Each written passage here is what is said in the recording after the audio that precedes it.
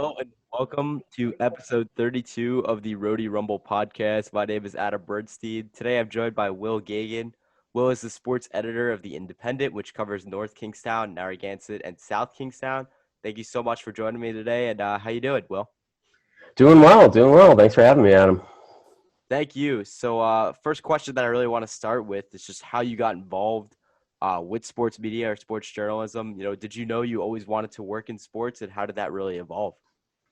Yeah, I guess like I always liked sports growing up and was just very, very unathletic. Like lots of little league seasons with like 3 or 4 hits all year. So I always really liked sports, but knew that I didn't have a future in that side of it. So I got into sports journalism and that kind of stuff pretty early on. I always wanted to work for ESPN. I thought that was sort of the dream early. And then when I got to college, I went to the University of Dayton, fellow A10 school to URI, and got involved did a little bit of TV there, but then got involved in the school newspaper and found that I liked that. I liked writing even more. So that was sort of the path, and then decided to give it a go and ended up getting a job up in Rhode Island, and been here ever since doing the local sports gig. Absolutely.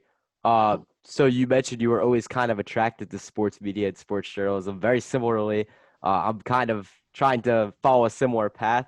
I wasn't very good at sports growing up, and I'm originally from New York, but here I am now at the University of Rhode Island. So the dream is to work for ESPN someday, but we'll see. A question we always like to start with on this podcast, to really just ask, is what motivates you, or what is your why?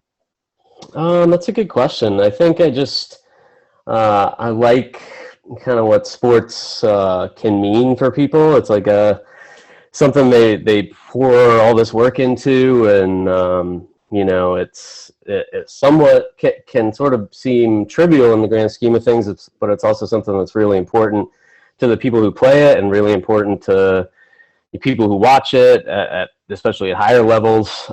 So I think I just like being able to tell those stories of achievement, I guess, when it all boils down to that. And that sort of explains why I've been okay kind of sticking with local sports. As you grow up and you think about covering World Series and Super Bowls and things like that, but the stories are kind of the same everywhere, and you get that opportunity to just connect with people who are trying to achieve things. I think that's pretty cool. I don't remember the exact quote, but there's a famous quote about the sports writing is telling the good news, whereas a lot of times newspapers, the front page is the bad news and the sports page is the good news. Right. So Yeah, it's fun to kind of be a part of that. for sure. So you're originally from Kentucky, if that's correct, right? That's correct. Yep. So ultimately, when you had to decide on a college, how did you decide on the University of Dayton? I was kind of looking to stay relatively close, like get away, but not too far away. And Dayton is about 2.5 hours from Louisville, where I grew up. And I just like Dayton's options with their academic programs. It was you could kind of major in communications, but concentrate on different things, whether that was journalism or TV, and didn't necessarily have to pick a path right away. So where I was at that point, not being sure exactly what I wanted to do, that felt like a good option. And I mean, being a sports fan, I liked their sports options. Obviously, Dayton basketball has been really successful, so that was pretty cool to be able to step right in. I was covering Dayton basketball games like my sophomore year, I think, for the newspaper there for the Flyer News. So that was a really cool opportunity to be able to do that and not have to wait, and sort of bide your time. It was cool to just be able to jump right in and cover them. I feel like that's very similar to the University of Rhode Island. Some schools Mhm. like Syracuse, you have to wait to be a senior in order to kind of work your way up and get those opportunities. But at a smaller school, still Division I, but a smaller school, uh, more of a mid-major, I guess you could say, like Dayton or Atlantic 10 school like URI, you get those opportunities right away. Yeah, there's a little bit of working your way up, but still just the opportunities are there, and you kind of are able to get it even more so towards your senior year. Um, leading into the next question, what was something you learned at the University of Dayton or just Dayton in general that still sticks with you in your career today? That's a really good question. It was a long time ago. No, I'd say, yeah, I mean, the hands-on learning was definitely a huge part of it. Just being able to cover games, like I said, that was probably better than anything I learned in classes. But I do think one thing that stuck with me from classes, I think it was the first journalism class I had. It was like a general. It was called media writing, and the professor just said, like, let the the person you're writing about tell the story a little bit. Like, don't just kind of get out of the way. Like, it's okay to run a lot of quotes. It can be really good if the person is really talkative. Like, let the person tell the story, and just sort of be the vehicle for telling the story. So it's not about you, it's about what you're writing about. For sure. Being that you're from Midwest in Ohio and Kentucky, what was it like, transitioning to becoming an East Coast person, a full-time Rhode Islander? If so, I know that in this industry, you might have to move or go elsewhere. I know a couple of people that have graduated from URI and are now working in some states that, I didn't think I'd ever have to move to, but with graduation coming up for me in about a year or so, what was that like kind of moving, obviously for your career, but becoming a full-time Rhode Islander?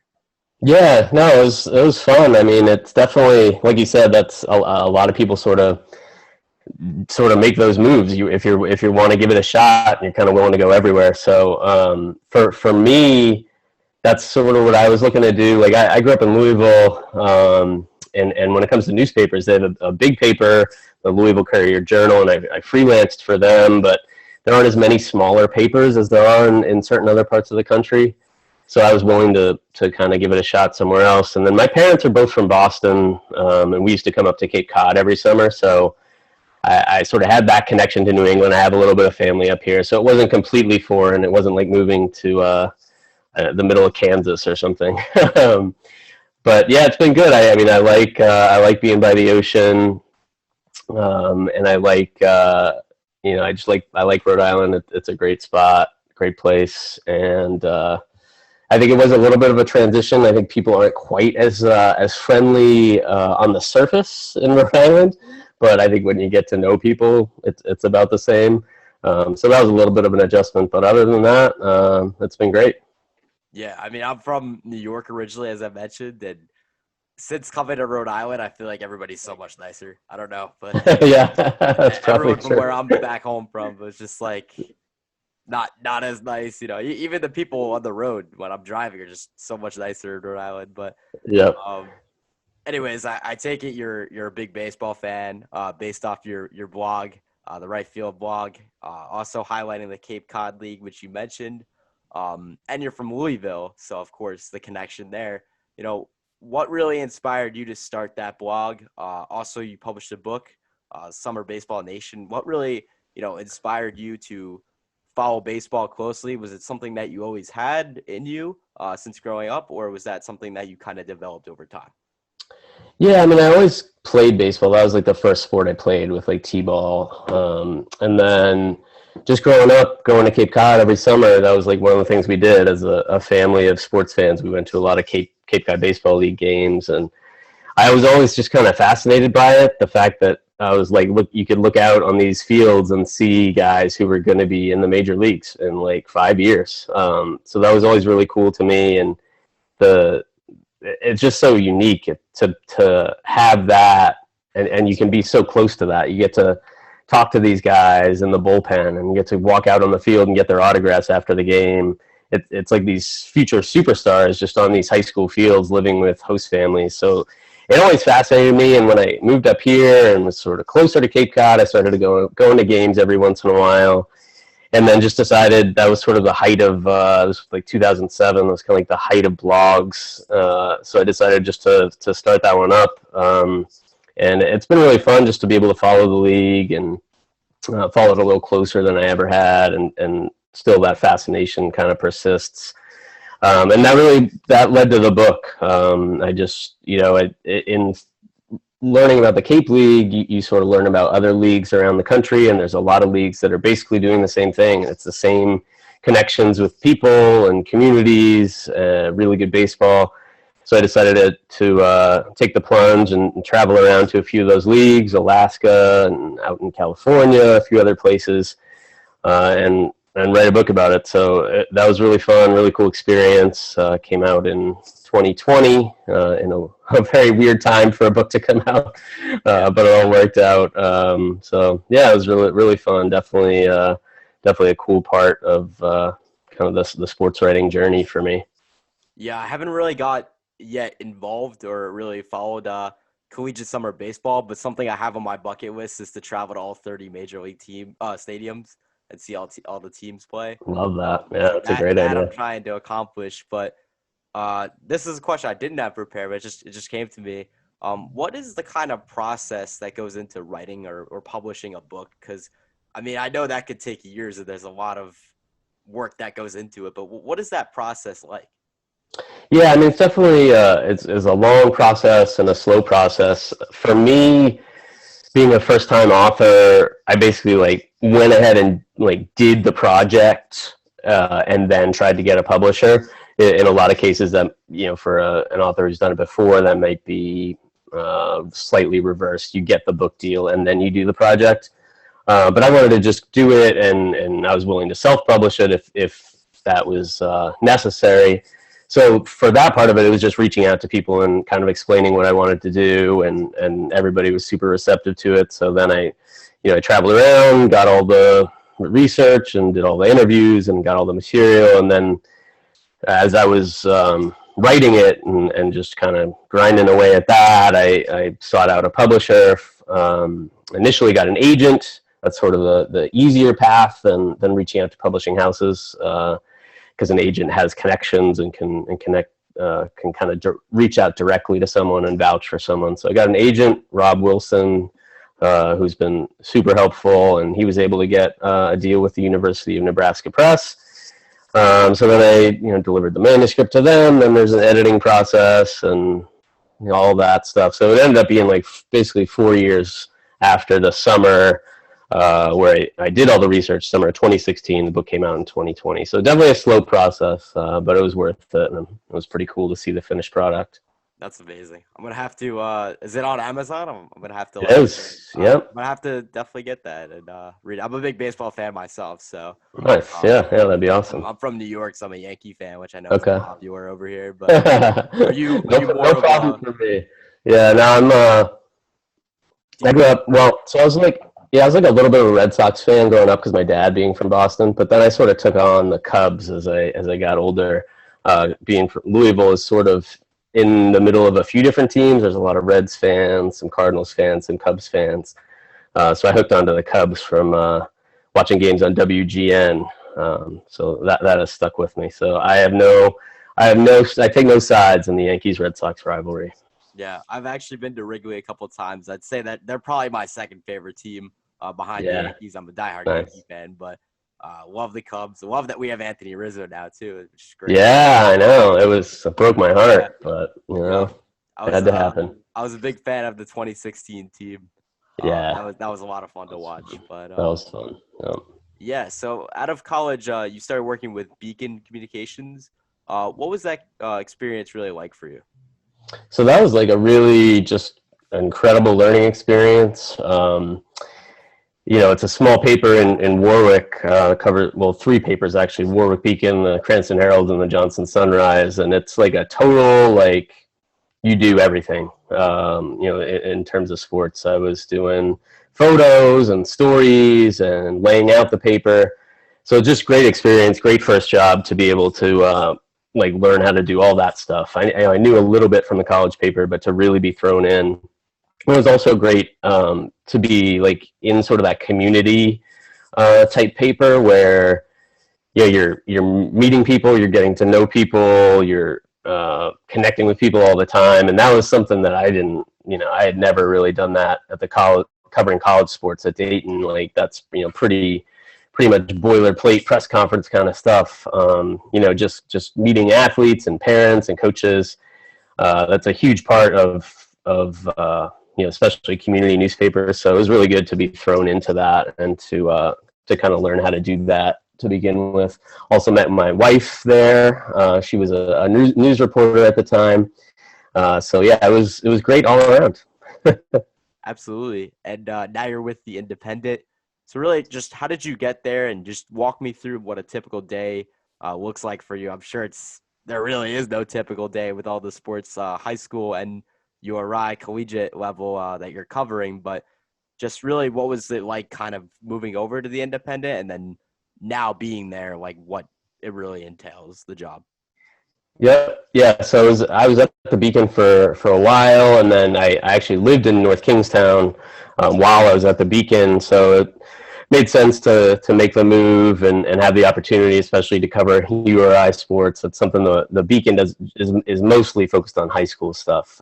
So to be able to do that and jump into covering D1 college basketball was kind of a goal of mine. So that's why I made the move. But yeah, it's good. It really varies from day to day. And especially now, like it's, a lot of working from home and kind of flexible schedules during the day, and then very crazy nights and afternoons, and just trying to track everything down. But it's been good. It's great high school sports in this area.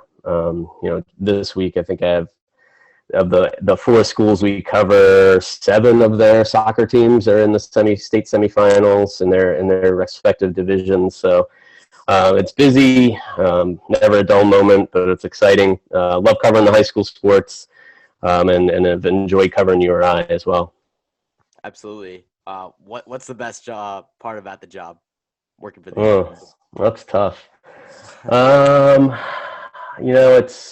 it's probably, I mean, it's similar to what I said about the Beacon. It's just kind of being in the community, and like sort of having that opportunity to like tell the really cool stories, and like be in people's scrapbooks. If parents are still doing scrapbooks of their kids' athletic achievements, it's really cool to to be able to help provide that. That's probably my favorite part, and just the variety of sports too. I mean, be able to do URI, and in the summer we do the Ocean State Waves, Summer Collegiate Baseball, so that's really cool. Yeah, so it's been really fun, and there's some flexibility too, where I was able to work on a book while having this full-time job, and now I have a 2-year-old daughter, and I'm able to be with her a lot during the day, and then work a lot at night. So it's been a good setup. Absolutely. I'll flip that question and ask, like, what is the most challenging part about working at? Do you have multiple projects at you at one time that you have to work on? You mentioned you were working on the book at one point, also being, part of a family. Is it really challenging to manage your time, or really what is the most challenging part about it?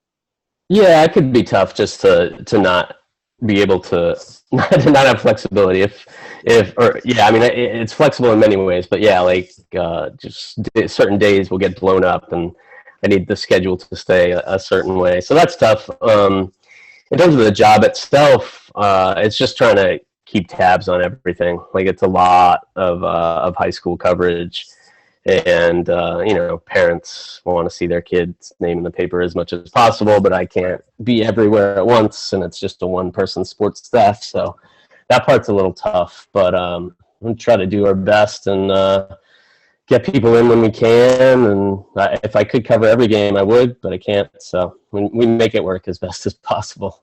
Yeah, I didn't know that it was just you doing it for the Independent. Yeah. It's only sports. Uh, is Yep. that do you One man find? I show. guess I just asked that question, but is that challenging not having other people going to other games in Rhode Island? A high school game here, high school game there. If there's a URI Yeah. game, like what games take priority when it's just you doing it? Yeah, it's really tough. I mean, URI basketball has historically kind of taken priority. Like tomorrow we're recording this on Monday, and URI has the season opener Tuesday, so Right. I'll be there, and we'll have some photos from a soccer semifinal game that's going on at the same time. So yeah, it's just kind of juggling everything. We have some freelancers who help out from time to time, so that's good. But yeah, it's being pulled in a lot of different directions. It can be a pretty tricky. Yeah, I can imagine. Throughout your career, do you have a favorite story or a game that you've covered or written? That's a really good question. Um, hmm. Yeah, I don't know. I mean, there's just been like a lot of good features about athletes, whether that's overcoming obstacles, adversity, things like that. I mean, I think probably the most fun, it was challenging too, but probably the most fun was covering URI's return to the NCAA tournament in, I guess that was 2017 when they won the A10 tournament in Pittsburgh. That was just like a pretty cool ride to be a part of, even as someone with no connection to the school, just to feel how into it the fans were, and it was such like the momentum really clicked, and I mean that team. Things go a little different in that game against Oregon. They might have been in the Final Four, like they were just rolling. So that was really fun to be a part of. As a Dayton guy, is it tough watching URI beat Dayton, or do you kind of take it from the media standpoint, unbiased, or do you kind of still have that connection to Dayton where you're a little hurt by it? Yeah, not really. I've covered so many games over the years, like 15 or 16 years of doing this. You cover thousands of games. You sort of lose some of those attachments. So it's just, yeah, that's just I'll cover the game, and I always root for the story more than any team. Yeah, So I still have, my teams I care about as a fan, like the Cubs. I'm a big Louisville basketball fan too, having grown up there. I obviously want Dayton to do well, but when they're playing I root for a good story. yeah, That's not a cop out. I really do. for That's sure. after a long time of doing it, that's just what you do. Yeah, my freshman year was the Obi Toppin year, which was actually the last game I went to before spring break, before everything kind of shut down. Oh yeah, yeah. I'm sure that was a fun one to cover. Oh man, yeah, that guy Obi Toppin was an unbelievable player. He was Yeah, maybe the best player who has ever played in the Ryan Center.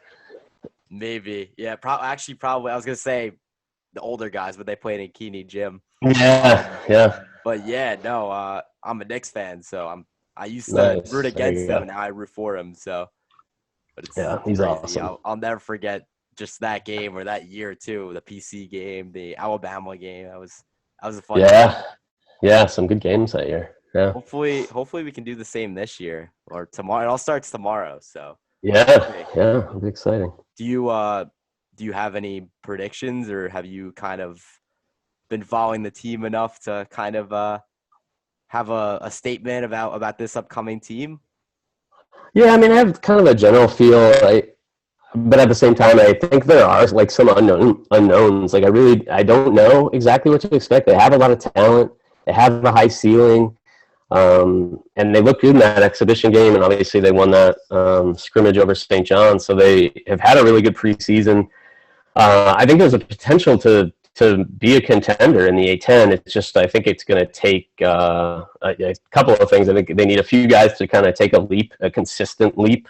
Yeah, I think Makai Mitchell obviously has a really high ceiling, and you're looking for him to be a consistent like double kind of guy. Yeah. Mikhail Mitchell, same kind of thing. Probably want to see Antoine Walker take sort of a leap. Although when he has good games, he has really good games. You want to see that every time, and some of the guards too.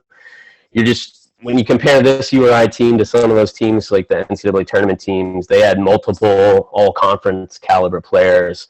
And this URI team has guys with the potential to do that, but they haven't been there yet. So I think they have to take a leap for URI to be really one of the top teams. And then the other thing is they got to play defense. They got to assert their will. That too many times last year they were sort of playing the style of the team they were playing against, and their defense wasn't dictating things. At times it was, but too often it wasn't, especially down toward the end of the year. So I know they're really focused on that and sort of rediscovering that part of their culture. So that'll really be key, I think.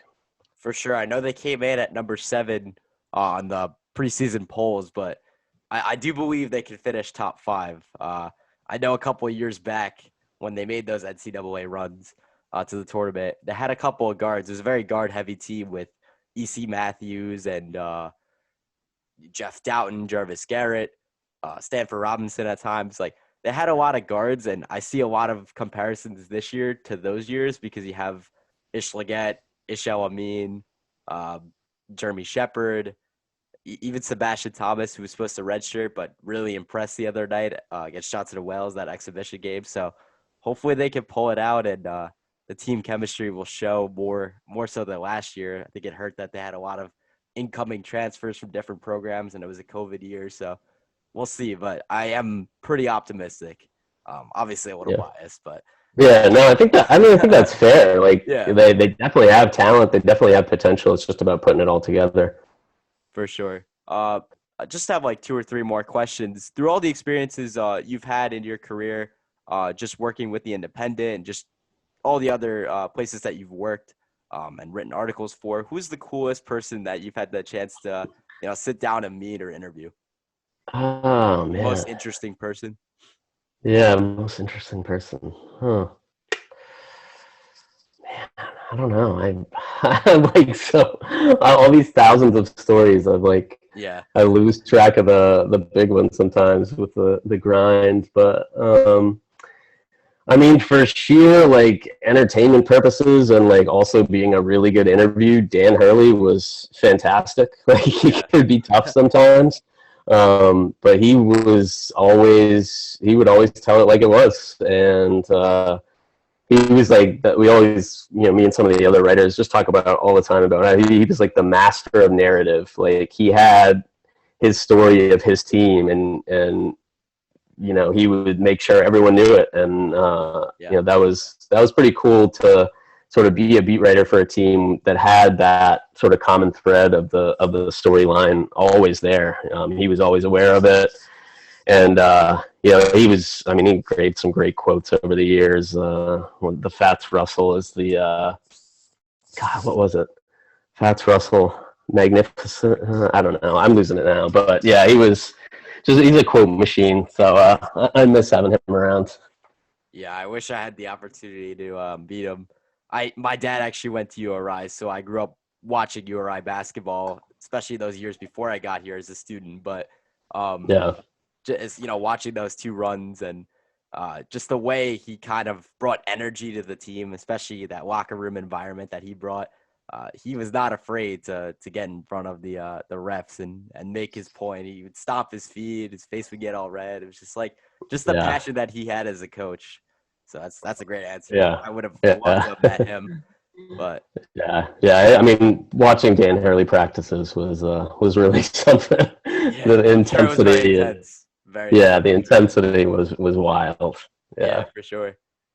Really, last question or two more questions. I guess a two-part question. What are some things that you wish you had known before starting your career? And also just going off of that, what is the best advice that you could give to students like myself aspiring to get into this industry and become a student journalist or a sports journalist, take a similar path that you took? Yep. Yeah. So I would, it's kind of harkens back to what I was saying earlier, but definitely like, I went into it thinking it was about knowing about sports and writing, and it is, but it's also about like making connections with people, and whether that's people you consider sources or just people you're talking to regularly. That's like such a huge part of it. Just sort of uh, finding ways to talk to people when you aren't just interviewing them, and really, because that's where you get the stories. That's like where you find things out. It's not just the formal moments where you have the tape recorder on. It's afterwards where we're just kind of talking about the game, and then the coach says something about, oh well, this kid actually he's dealing with this on the side, and that turns out to be a great story. So things like that. So that I just I guess I knew that was going to be important, but I didn't really grasp it until I did it. So definitely trying to find a way to get that experience, I think, is really important.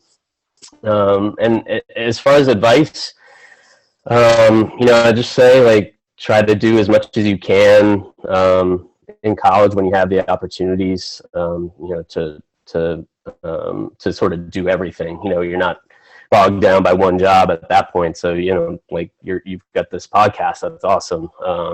If you can sort of build your own personal brand a little bit as well, with social media and with the various outlets. I've been so impressed by so many URI students over the years who you really use social media so well, and they're posting live hits from games and recaps and things like that. And if you want to get into TV, like that's fantastic to be able to have the opportunity to do that. So I think that's really good. And yeah, just trying everything, whether that's if you think you're interested in TV, like do a little writing too, because it's only going to help, and you might find you like that, and and same vice versa. So that's probably my biggest pieces of advice. Well, I appreciate it. As someone like myself, again, who is kind of trying to do it all right now in college, between broadcasting games through the student-run radio, this podcast on the side, writing articles for a couple of sites, freelance, just really trying to do all of it at once through these 4 years. I do appreciate it, and I'm always looking to connect with people. And right now, I'm actively applying for summer internships, and even for next fall. When I'll be a senior. I'm a junior right now, so just trying to look to talk to as many people as I can, and I appreciate, again, you coming on, taking the time to connect with me. I'll definitely be seeing you at games this year. I'll see you tomorrow, and actually we have the media availability later today. I got emailed about that this morning, so I'll probably be at that as well, but I do appreciate it, Will, and I hope to stay in touch. Sounds good. Happy to do it, Adam. All right, thanks so much. Price I want for sure, you gon' need 3 promoters. I got the body from Jim Ellis, but I had switched the motor. I got these badass bitch riding around this bitch named all the coders. I just told her make a story. I just bought all the Trojans.